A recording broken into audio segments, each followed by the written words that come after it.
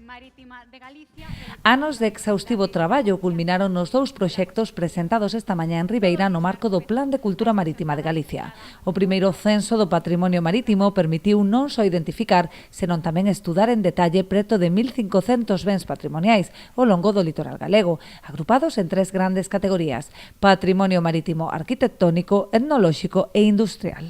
O total foron inventariados e identificados un total e tamén documentados un total de 1.452 bens patrimoniais. Entre os bens patrimoniais podemos destacar asteleiros, faros, factorías de salgadura, plantas conserveiras, peraos, ramblas, carpinterías de Ribeira, salinas, telleiras, viveiros e núcleos marinos. Todos eles foron categorizados e acompañados das súas correspondentes fichas normalizadas, que reúnen unha información histórica, a súa información cartográfica, técnica e documental de cada un dos elementos do noso patrimonio cultural marítimo.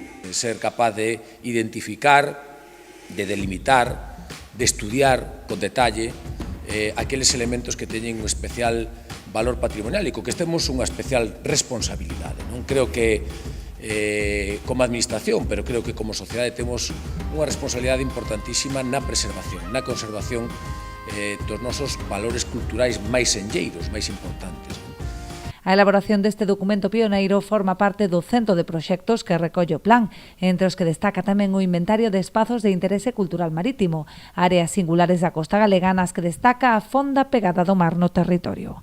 As áreas nais son enclaves dos máis singulares e representativos do noso litoral galego, que conservan moitas das súas características orixinais. Na observación das áreas nai, percibimos un vínculo moi estreito e xenuíno entre o mar, o territorio e as comunidades que as habitan, as comunidades do litoral. Elementos patrimoniais, paisaxísticos, etnolóxicos e industriais intégranse con coherencia e armonía neses espazos, xerando un conxunto territorial e cultural que son de valor único. Das 28 creo que son áreas nais que hoxe se presentan, nós en Ribeira temos 3. Somos un dos concellos que máis áreas nais teñen e iso é por algo, é porque Ribeira é mar, porque Ribeira é patrimonio, Ribeira é cultura e todo isto vai vencellado tamén á memoria do noso pobo. Polo tanto, eu quero poñer en valor hoxe esas 3 áreas que son o núcleo de Corrubedo, un espacio e unha parroquia espectacular no noso municipio, a Illa de Sálvora, a illa máis bonita do Parque Nacional Illas Atlánticas, e como non tamén ese espacio de Area Secada e Punta Castro. Toda esta información é accesible a través da páxina web do proxecto, que inclúe un visor interactivo con información xeorreferenciada. Conta ademais cun espazo de participación activa denominado Achegas para recoller novas contribucións.